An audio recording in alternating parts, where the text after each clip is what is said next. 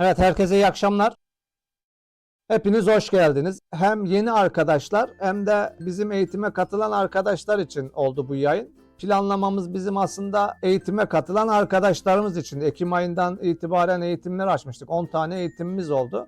Biz Notebook Elemi, Gemini'yi o arkadaşlarımıza anlattık ama tabii yapay zeka yerinde durmuyor. Bir hafta önceki anlattığımız konuya bakıyoruz. Bir hafta sonra yeni versiyonları geliyor. Yeni özellikler ekleniyor. O yüzden eğitimin ilk haftasında katılan arkadaşlar yeni eklenen özelliklerden bir haberdi. O yüzden biz de dedik ki o arkadaşlara en azından bunları da anlatalım. Bugün itibariyle de dedi ki birçok arkadaş yeni izlemek isteyenler olabilir. Onları da isterseniz gruba alalım dedi. Tamam dedik. Yayını herkese açmış olduk. Beni tanımayan arkadaşlar için kendimi bir tanıtayım. İsmim Ahmet Candemir. Yenilik ve Eğitim Teknolojileri Bilişim Koordinatörü olarak görev yapıyorum. 2025 Mayıs ayından itibaren başladık eğitimlerimize. Yenilikçi sınıflarda hem yapay zeka eğitim hem 3D yazıcı hem robotik kodlama hepsini anlattığımız bir eğitimlerimiz oldu. Yaklaşık 10 tane bir eğitimimiz oldu ve bu eğitimler ikinci dönemde devam edecek. Eğitimlerimize sağ olsun öğretmenlerimiz büyük bir teveccüh gösterdiler. Yoğun bir talebimiz var. Biz de yetiştirmeye çalışıyoruz. Öğretmenlerimiz dedikçe biz de inşallah yeni eğitimlerde birlikte olacağız. Benim eğitimlerim genellikle uygulamalı geçiyor. Şöyle bir şey de yapabilirsiniz isteyen arkadaşlar. Hani cep telefonundan ya da tabletten izleyip bilgisayardan benimle birlikte uygulamak isteyenler olabilir. O şekilde yapmak isterseniz ben size nasıl yapabileceğinizi, komutları nereden alabileceğinizi göstereceğim.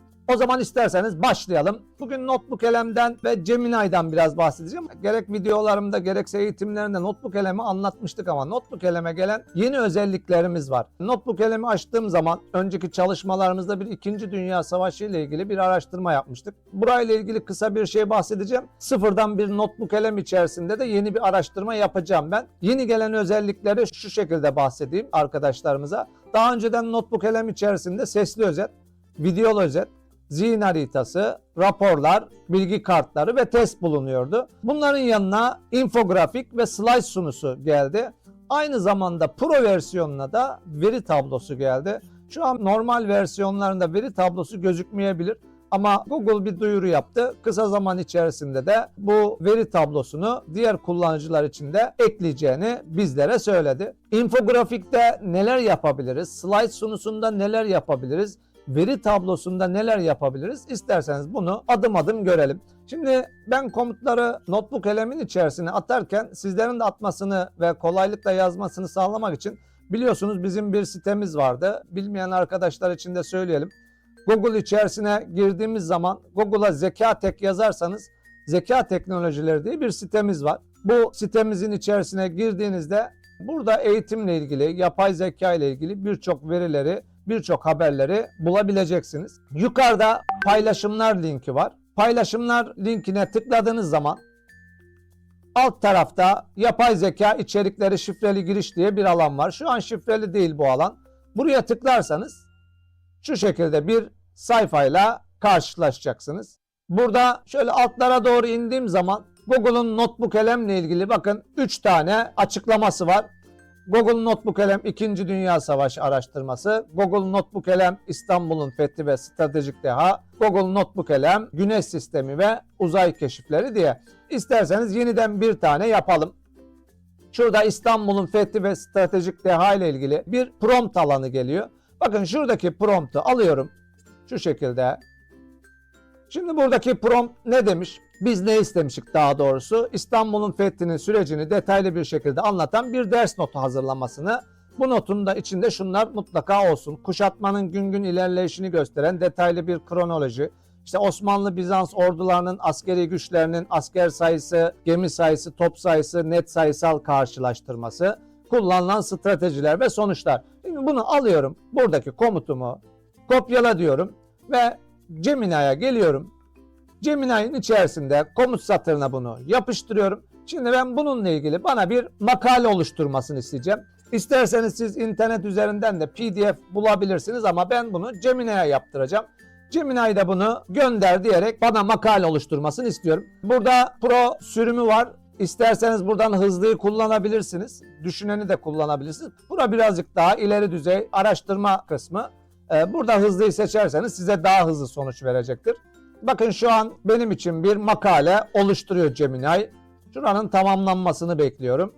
Evet, şu an tamamlandı. Tabii Gemini hemen buraya yazdığımız anda harika bir konu seçmişsiniz diye başladı bize. Benim istediğim yer burası değil. İşte ders notlarınız.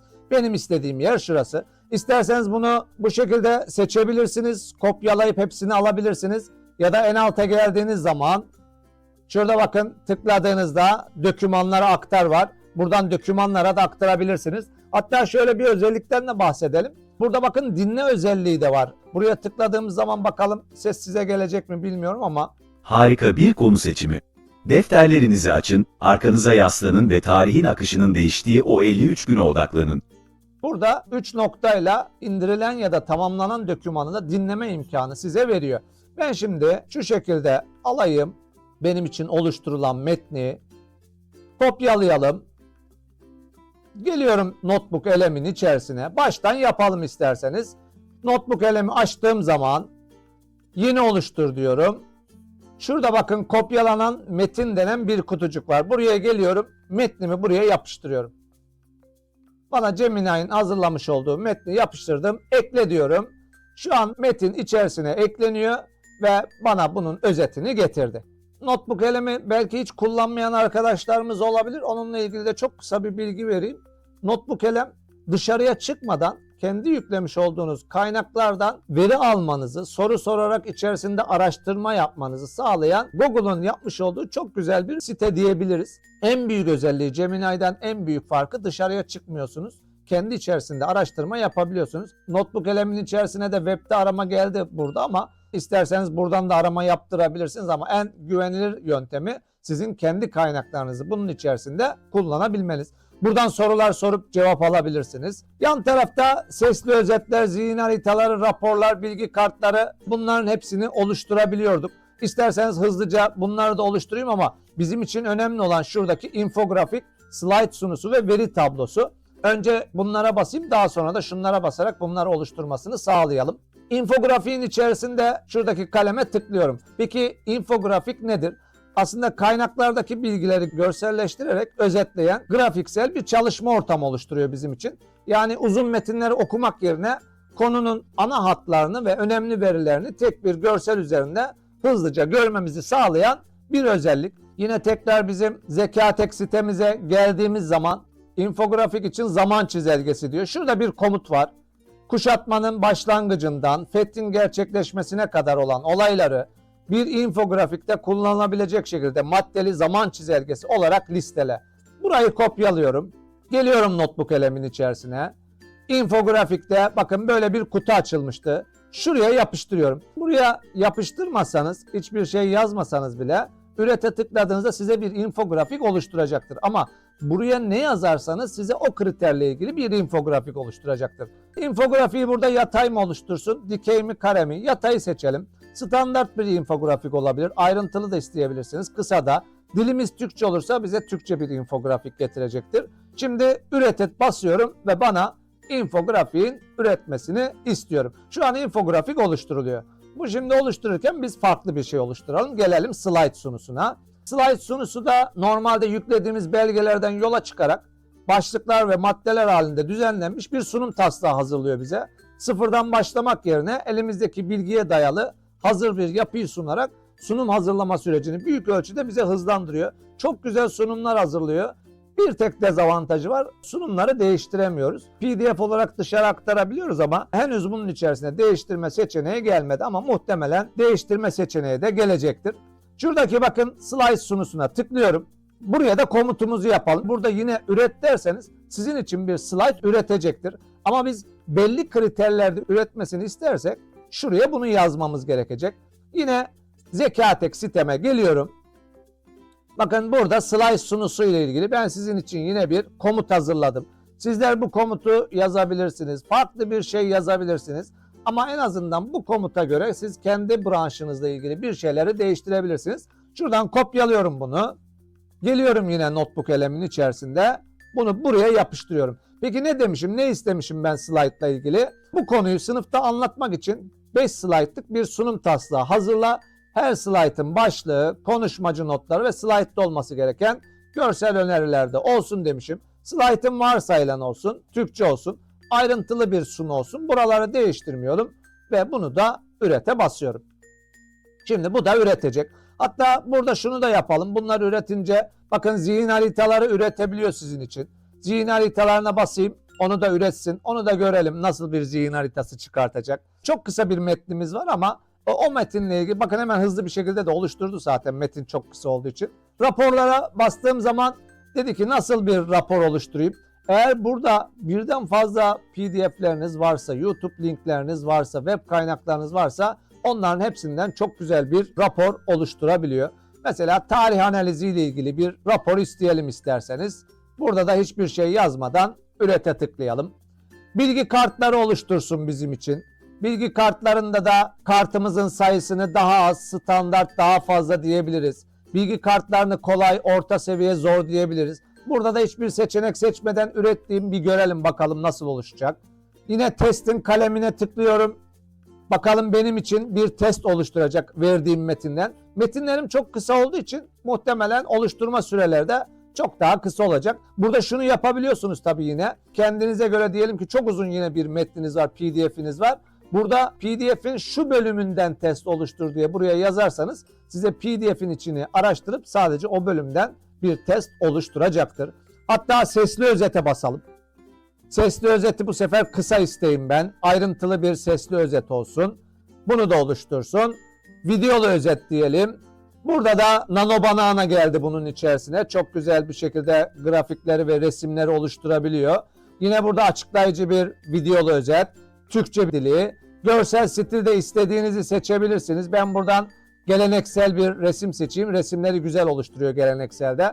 Burada da yine videolu özet içerisine bir şey yazabilirsiniz ama bunları daha önceden anlatmıştım. Videolarımda da var. O yüzden buraları hızlı bir şekilde kalemlere basarak oluşturdum. Şimdi gelelim bir de veri tablosuna. Bu da güzel bir özellik. Veri tablosu dokümanlarımızda dağınık halde bulunan verileri veya karşılaştırılabilir bilgileri, işte örneğin tarihleri, isimleri, özellikleri ayıklayıp düzenli bir tabloya dönüştürüyor. Bunu da Excel'e alabiliyoruz. Verileri analiz etmeyi ve kıyaslamayı kolaylaştırıyor. Şuradaki kaleme tıklıyorum. Veri tablosu kalemine. Şimdi burada ne istiyorsun dedi. Eğer ben üret dersem kafasına göre bir tablo oluşturacak. O yüzden yine ben şöyle bir şey yapayım. Paylaşılan araçlara geleyim. Zekatek siteme. Veri tablosunda Osmanlı ve Bizans ordularının askeri güçlerini karşılaştıran bir tablo oluşturur. Bakın çok güzel bir komut. Bakalım bize bu askeri güçleri karşılaştıran nasıl bir tablo oluşturacak. Geldim buraya ve bunu bu kutunun içerisine yapıştırdım. Türkçe olarak versin bana ve üret diyorum. Şimdi bana veri tablomu da üretiyor. Şu an bakın sesli özet biraz sürüyor. Videolu özet biraz sürüyor. Zihin haritalarını hemen oluşturması lazım. Şöyle bir görelim hızlıca zihin haritalarını. Burada oluşturmuş bakın. Bakalım zihin haritalarına. Zihin haritaları bu şekilde. Sizler için yüklemiş olduğunuz PDF'lerden harika bir zihin haritası oluşturabiliyor. İstediğiniz zihin haritasında hangi seçenekler açıksa şuradan indir butonuna bastığınızda bunu PNG formatında bilgisayarınıza indiriyor. Daha sonra gelirsiniz. Bakın şuradaki küçük oklara tıklayacağız. Küçük oklara tıklayınca açılıyor. İsterseniz bunu da kaydetmek istediğinizde yine kaydedersiniz. Bu şekilde bir okul panosunda ya da kendi slaytlarınızda kullanma şansınız var diyebiliriz. Şimdi bakalım başka neler üretilmiş. Mesela testi üretememiş. Testi isterseniz bir daha ürete tıklayalım. Testi de üretelim de gözüksün testinde nasıl olduğu. Şunu da silelim üretemeyen testi. Burada bakalım bilgi kartlarını oluşturmuş mu? Oluşturmuş. Fetih kartları diye getirmiş bilgi kartlarını. Bakın İstanbul'un fethi hangi tarihte gerçekleştirmiş? Tıklıyorsunuz. Size bununla ilgili bir bilgi kartı. Burası kendinizi sınamanız için. İster herhangi bir sınava çalışın, ister kendi materyallerinizi oluşturun. Öğrencileriniz LGS'ye çalışıyordur ya da YKS'ye çalışıyordur. Bununla ilgili kendilerini sınaması açısından güzel bilgi kartlarını burada oluşturabilirsiniz. Bir sonraki soruyu burada görebiliyorsunuz. Bilgi kartlarını da burada normalde indirme formatı CSV formatında, yani Excel içerisine de bunu atabiliyorsunuz. Yani bunu kart olarak dışarıya alma şansınız yok. Belki ekran görüntüsü olarak alıp bilgi kartlarını kullanabilirsiniz. Bunun haricinde bakalım başka nelerimizi oluşturmuş. Testlerimizi oluşturmuş. Bakın bu şekilde kendinize sınayabileceğiniz testler oluşturabilirsiniz. Mesela tıkladınız, doğru değil. Burada doğru cevabı var. Siz illa diyorsunuz ki ya bunun böyle doğru olmaması lazımdı. Nasıl doğru oldu? Şuradaki açıklaya tıkladığınız anda size notebook elem gidiyor. Kendi yüklemiş olduğunuz materyallerin içerisini araştırıp onun içerisinden bakın burada da kendi yapıştırdığınız metni göstererek dışarıya gitmediğini size vurgulayarak bunun içerisinde sorularınızı cevaplayabiliyor test kısmında. Bizim için önemli olan infografikti. İnfografik kısmına bakalım. Videolu özet oluşturuyor. İstanbul'un fethi şu olması lazım infografiğimiz. Bakalım. Bakın ne kadar güzel bir infografik oluşturdu bize. Günlerimizi alıyordu böyle bir şey oluşturmak. Dikkat ederseniz çok güzel bir infografik karşımıza getirdi. Hatta bunu bakın indirebiliyoruz buradan.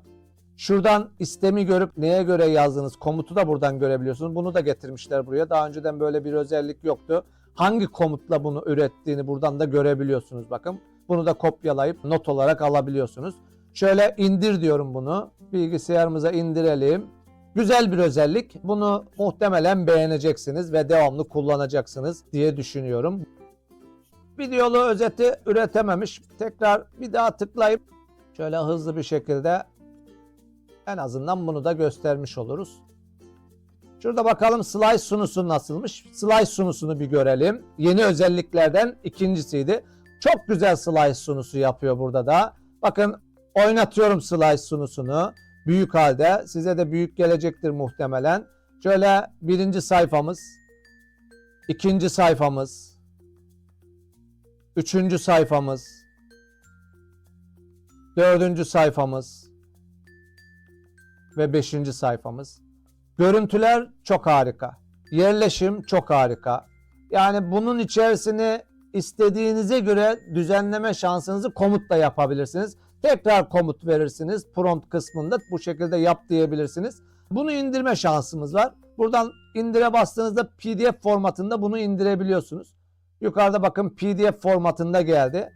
PDF olarak tıkladığınızda bunu PDF olarak açabiliyorsunuz. PDF düzenlemeden içerisindeki bilgileri, resimlerin belki üzerlerine ekleme ya da çıkartma yapabilirsiniz.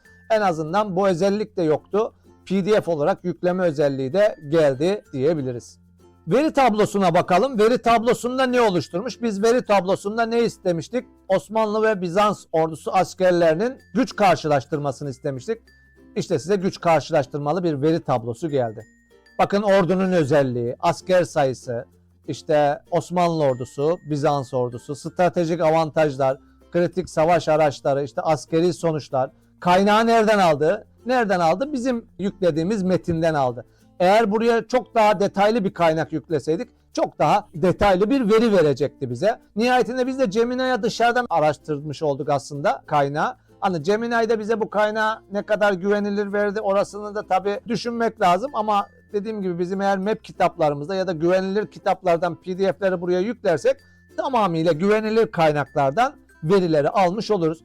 Bakın asker sayısı, donanma kapasitesi, topçu gücü, savunma saldırı yöntemleri bana tamamen bu şekilde bir tablo haline getirdi. Ve ben şunu yapabiliyorum burada.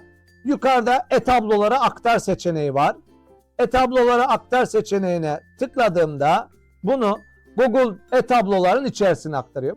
Osmanlı, Bizans ordularının askeri güç karşılaştırması diye burada tabloların içerisine bunu aktarmış oldu. Hiç uğraşmıyorsunuz tablo oluşturmakla. Bunu isterseniz dışarıya çıktı alayım dediğinizde dosyadan indir dediğinizde Excel formatında dışarıya alabilirsiniz. Bu da çok güzel bir özellik diyebiliriz. Notebook elem içerisine gelen özellikler açısından. Göstermediğim kaldı mı? Raporlara bakmadık herhalde. Burada raporlar kısmımız şu olması lazım. Bakın raporlarda bu sizin için bir rapor oluşturuyor. Biz raporlarda sadece seçim yapmıştık. Kriterler olsun dememiştik. Kendine has bir rapor oluşturmasını istemiştik. İşte size raporlar. Raporları da yine kopyalayıp dışarıya Word'e aktarabilirsiniz raporlarınızı. Bir bakalım. Şu an videolu özeti oluşturuyor. Videolu özeti de oluşturduktan sonra görürüz. Burada göstermediğim bir şey kaldı mı? Şöyle bakıyorum. Kalmadı diyebiliriz. İsterseniz bununla ilgili benim mesela daha önceki yapmış olduğum bir şeyi göstereyim. Aynı şeyi bir daha tekrarlamamak adına mesela güneş sistemi ile ilgili yine aynı yerde Dedim ki Gemini'ye, geldim burada Gemini'nin içerisine. Şurada bir astronomi uzmanı gibi davran. Güneş sistemindeki 8 gezegen hakkında detaylı bilgi içeren bir makale yaz. Makalede her gezegen için şu verileri net bir şekilde yer alsın.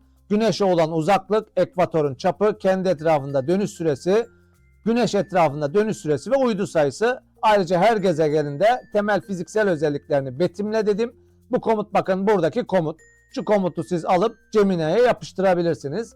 Gemini'ye yapıştırdıktan sonra Gemini bana şöyle bir metin verdi. Bu şekilde. Ben bunu yine kopyaladım ya da geldim buradan kopyalamayıp şuradan dokümanlara aktar dedim. Bunu bir Word dokümanlarına aktardım ve bunu Word olarak ya da PDF'e çevirip bilgisayarıma kaydettim. Daha sonra notebook elemin içerisine geldim. Notebook elemin içerisinden şurada olması lazım. Evet. Şuraya kaynak ekle diyerek bu sefer dosya yükle dedim. Dosya yükle deyip kendi indirmiş olduğum dosyaları bunun içerisine ekledim ve dosyam buraya geldi. Şimdi bununla ilgili burada sorular sordum.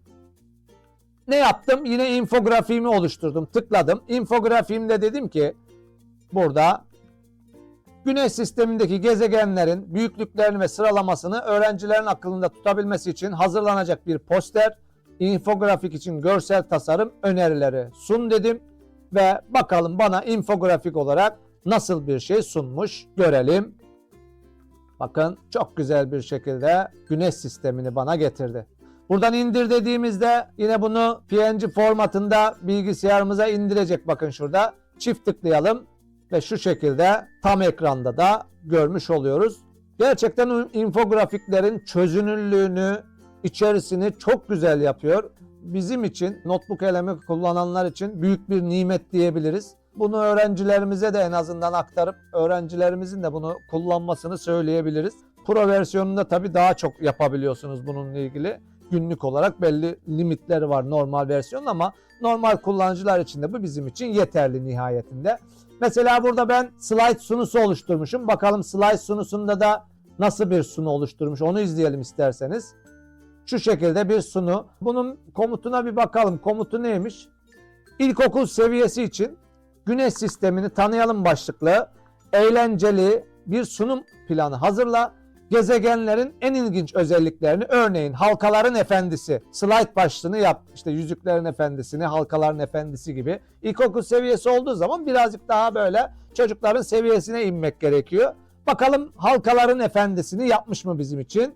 Sunumumuzu bir oynatıyorum. Güneş sistemini tanıyalım, uzay macerası başlıyor diye bakın. Kemerlerinizi bağlayın. Kozmik mahallemizde tura çıkıyoruz. Evet, şöyle sonraki slaytımıza gelelim. Şurada herhalde bir hata mı yaptı yoksa böyle mi yazdı bilmiyorum. Deve gezegenler diye. Bunu mu kastetti? Acaba büyük gezegenler mi diyecektim. Artık PDF olarak dışarı aktardığımda silinebilir. Güneşin kavrulmuş komşusu Merkür demiş. Bakın gezegenin kimliği. Puntoları da büyük tutmuş ki ilkokul öğrenciler için. Yani içerisini çok böyle fazla yazıyla boğmamış. Cehennemin ikizi Venüs. Mavi vaha güzel evimiz Dünya. Kızıl gezegen Mars. Asteroid kuşağından geçiyoruz diye yazmış. Jüpiter'den bahsetmiş, Satürn'den bahsetmiş ve Uranüs'ten, Neptün'den ve slaytın da son kısmı. Bunun için de güzel bir slayt oluşturmuş. Bir bakalım veri tablosunda ne yapmış? Veri tablosunda da ne demişim ben mesela burada? Tüm gezegenlerin özelliklerini, uzaklık, çap, dönüş süreleri, uydu sayısı içeren kapsamlı bir veri tablosu oluştur demişim. Bakalım ne yapmış veri tablosunda? İşte harika bir tablo getirmiş karşıma. Bunu tablolara aktar diyorum. İşte tablolar karşımda. Hiç uğraşmıyorsunuz. Her şey elinizin altında diyebiliriz. Notebook elem içerisindeki özellikler bunlar. Yeni gelen özelliklerimiz daha doğrusu bunlar. Videolu özeti de bir tanesini de göstereyim en azından. Bunu da 2. Dünya Savaşı slaytında göstereyim isterseniz notebook elemin içerisinde. Şöyle bir bakalım, videolu özete gelelim. Simgesini bulayım ben. Evet, şuymuş. Videolu özette şu şekilde yapıyor bakın. İkinci Dünya Savaşı. Yani insanlık tarihinin gördüğü en yıkıcı çatışma. Milyonlarca insan öldü, devasa imparatorluklar tarihe karıştı Dünya bildiğiniz gibi tamamen yeniden çizildi. Burası da çok güzel. Sunum tarzında videolu özet. Buranın sesli özeti de podcast tarzında. Biraz önce onu podcast tarzında dinledik mi bilmiyorum ama 10 yıllarca süren Soğuk Savaş aslında o yıkımın doğrudan bir mirasıydı. İşte bu devasa tablonun içinde sizin için hazırladığımız bu detaylı inceleme de bu şekilde karşılıklı iki kişi konuşabiliyor sesli özette. Burası da sınavlara hazırlanıyorsanız yükleyin PDF'lerinizi, size karşılıklı iki kişi sınav notlarınızı, hazırlık notlarınızı sizin için okusun diyebiliriz. Notebook.LM'in ayrıca sol tarafta burada webde arama vardı. Deep Research de geldi buraya. Buradan da arayabilirsiniz. Google'a çıkıp da Google araması yapmaktansa buraya da yazarsınız konunuzla ilgili. Bununla ilgili de kaynakları getirir. Ama burada tabii şöyle bir şey var nihayetinde. Web'e çıktığınız zaman tabii getireceği kaynaklarda halüsinasyon riski birazcık daha fazlalaşıyor. Ne kadar da Notebook.LM'in içi de olsa Notebook.LM'in en güzel özelliği bizim kendi yüklediğimiz kaynaklardan bize bilgileri vermesi.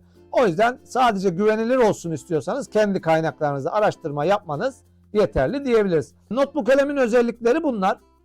Gelelim Gemini içerisinde iki tane özelliğim var. Ondan da bahsedeyim. Ondan sonra da bugünkü yayınımızı bitirelim. Gemini'ye geldiğim zaman Gemini'nin içerisine de Notebook.LM'in özelliği geldi. Yani öyle de bir eklenti geldi. Bakın şurada Notebook.LM diye. Gemini'nin arayüzünden çıkmadan Notebook.LM'de oluşturduğumuz not defterlerini bir bilgi kaynağı olarak seçmemize bize imkan tanıyor. Böylece Gemini'de sohbet ederken cevapların doğrudan sizin yüklediğiniz o özel belgelerden, kitaplardan, ders notlarından, raporlardan gelmesini sağlayabiliyoruz. Şöyle bir şey yapalım. Onu da birlikte yapalım isterseniz yine. Yapmak isteyenler varsa bu işi. Şöyle geliyorum yine paylaşımlar içerisinde artı butonunda olduğu için artı butonunu buldum. İstanbul'un fethini biz araştırmıştık biraz önce Notebook.LM'de. Şimdi İstanbul'un fethinde şöyle bir şey yazacağım. Diyeceğim ki İstanbul'un fethi not defterimdeki tarihsel bilgileri ve kronolojiyi temel alarak 29 Mayıs törenlerinde öğrencilerimin canlandırması için 5 dakikalık kısa bir tiyatro senaryosu yaz. Diyaloglar özellikle Fatih Sultan Mehmet ve Konstantin arasında kuşatmanın son günü üzerinde kurgulansın diye bir prompt. Bunu alıyorum, kopyalıyorum. Şimdi Gemini'ye geliyorum. Gemini'de yeni sohbete basıyorum. Geliyorum buraya yapıştırıyorum promptumu. Artı butonuna basıyorum. Notebook.LM'e tıklıyorum. Bakın Notebook.LM'le bağlantıyı kuruyor şu anda. Bağlantıyı kurdu. Şimdi bizim Notebook.LM'de neydi bizim araştırmamız? Şuydu bakın. Konstantinopolis'in fethi 1453 stratejisi ve kuşatması diye. Buraya tıklıyorum ve ekle diyorum. Şimdi buraya yazdığım komutla gidecek Notebook.LM'in içerisinde araştırma yapıp benim karşıma getirecek. Gönder diyorum. Yine pro seçiliyken gönderdik. Birazcık daha uzun sürecek. Bir getirsin bakalım. Evet şu an bilgileri getirdi. Şuranın tamamlanmasını bekliyorum. Şu an bilgiler geldi. Bakın harika bir fikir dedi. Notlarınızdaki kronolojik akışa, askeri detaylara ve 29 Mayıs sabahı gerçekleşen 3 dalga saldırı planına sadık kalarak öğrencileriniz için heyecan verici ve öğretici senaryo hazırladım dedi. Benim için bir senaryo oluşturdu. Tiyatro senaryosu. Bir Çağın Şafağı diye. Gördüğünüz gibi sahne 1, sahne 2, sahne 3 ve final Notebook.LM'in içerisinden bilgileri aldı ve benim için karşıma getirmiş oldu. Bu şekilde yazmış olduğunuz promptlardan esinlenerek bilgileri alabiliyorsunuz. Mesela yine fen bilgisi senaryosu ile ilgili yapalım isterseniz. Bir önceki güneş sistemi ile ilgili alalım. Mesela şöyle bir şey yaparsak güneş sistemi ile ilgili. Gelelim Gemini'nin içerisine. Yine yeni sohbet diyorum. Şuraya yapıştırıyorum. Araçlardan Notebook.LM'i seçiyorum. Güneş sistemimi seçtim. Ekle dedim. Burada da ne istiyorum? Bu sefer hızlıyı seçelim. Güneş sistemi not defterimdeki gezegen verilerini kullanarak 5. sınıf öğrenciler için kendi gezegenini tasarla başlıklı bir proje ödevi yönergesi hazırla. Bu yönergede defterdeki gerçek gezegen özelliklerinden sıcaklık, uzaklık gibi ilham alarak öğrencilerin kendi hayali gezegenlerini nasıl oluşturacaklarına dair 5 maddelik bir rehber oluştur diyorum ve bunu gönderiyorum. Ve bakın bu şekilde bana proje ödeviyle ilgili bir rehber oluşturdu. Notebook kalemin içerisinden bilgileri aldı, benim karşıma getirmiş oldu. Hatta burada şöyle bir şey de diyebilirsiniz. Aynı yerde yine komutum var benim. Mesela veli bilgilendirme ile ilgili şöyle bir komutum var. Bunu da bu özelliği anlatırken son olarak gösterelim. Şuraya gelip yine buradan Notebook elemden yine Güneş sistemini seçip şöyle bir şey diyebiliriz mesela. Güneş sistemi not defterimdeki konuları bu hafta işledik. Velilere göndermek üzere çocuklarının bu hafta uzay hakkında öğrendiği ilginç bilgileri özetleyen, evde çocuklarıyla gökyüzü gözlemi yapmalarını öneren samimi bir e-posta taslağı hazırla ya da bir WhatsApp taslağı hazırla diyebilirsiniz. Bakın sizin için de böyle bir e-posta taslağı hazırlayabilir. Bunu WhatsApp derseniz birazcık daha kısa yapacaktır. Bu şekilde Notebook elem verilerinizi kullanarak bunu yaptırabiliyorsunuz. Evet, gelelim son özelliğimize ve son özelliğimiz de dinamik görünüm.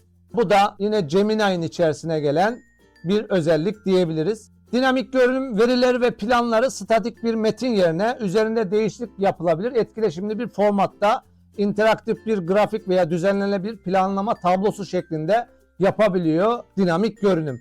Bu da nedir bakın? Araçlarda dinamik görünüm. Bazı arkadaşlarımızda belki bu özellik olmayabilir. Çünkü şurada labs yazıyor. Labs demek deneysel demek. Deneysel dediğimiz için bazı arkadaşlarımızda gözükmeyebiliyor. Gemini'yi birazcık kullandıkça geliyor bu. Biraz kullanmaya bağlı. Burada dinamik görünümü seçiyorum.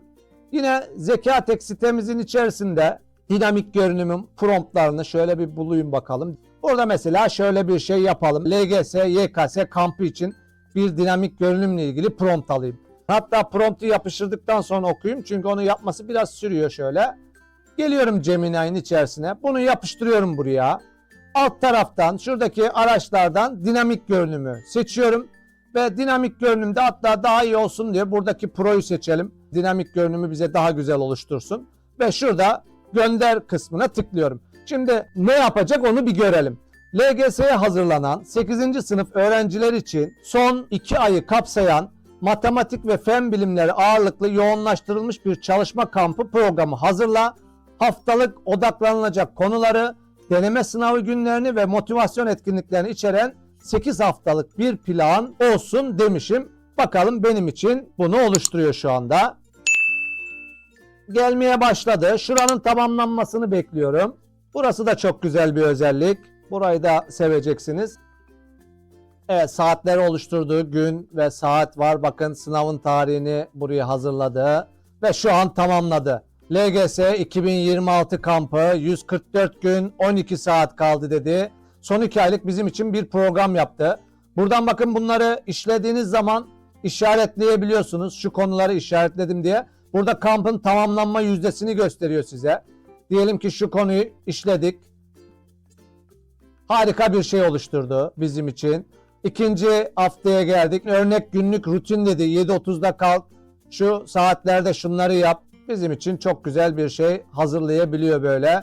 Öğrenciler için birebir, sınavlara hazırlanan öğrenciler için muhteşem bir özellik diyebiliriz. Dinamik görünüm. Mesela ben daha önceden ne yapmıştım onu da göstereyim isterseniz. İstanbul'un fethini yapmıştım. İstanbul'un fethiyle ilgili şöyle yukarıda olacak. Evet. Dedim ki İstanbul'un fethi sürecini gün gün anlatan interaktif bir zaman çizelgesi ve harita oluştur demişim. Bakalım ne yapmış bizim için. İşte İstanbul'un süreci.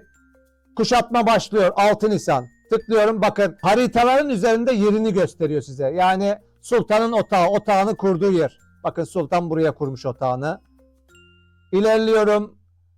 Deniz savaşları ve ilk başarısızlıklar, deniz savaşlarının olduğu alan.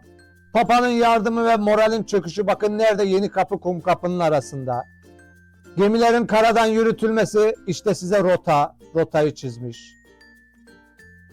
Yıpratma savaşı ve lağımcıların yapmış olduğu taarruz diyelim, burada bakın nerede olduğu.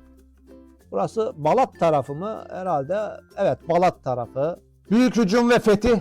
Büyük hücum ve fetihin olduğu kısım. Ayasofya'da ilk namaz, burayı da göstermiş. Çok güzel bir şekilde sizin için böyle 53 günlük kuşatmayı adım adım anlatan bir şey hazırladı. Mesela ben burada daha önceden din kültürü öğretmenleri için hazırlatmıştım. Bir de onu göstereyim son bir kez. Şuydu zannedersem. Medine dönemini ben burada işlemiştim mesela. Bakın hicret kısmı.